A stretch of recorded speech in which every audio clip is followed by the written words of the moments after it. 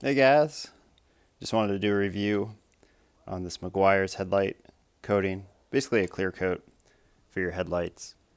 As you can see here, mine's getting this kind of film or this basically degradation or darkening of the plastic. And I have sanded these down before. You can kind of see in the corner here where I wasn't able to get it all the way sanded down with I used the 3M kit. So that's what it used to look like. Then it started to fade again, so I sprayed this last year with this Meguiar stuff and made it look basically not brand new, but better.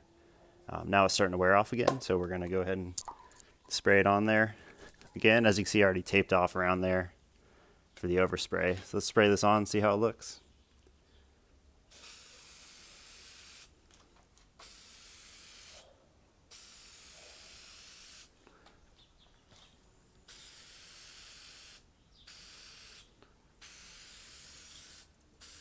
You just want to get it coated.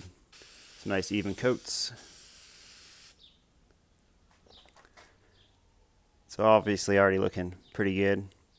This usually lasts for about 6 months to a year before I need to spray it again. So I usually end up doing it about once a year. But let me know if you guys have any questions. Thanks for watching the video. I'll catch you all next time.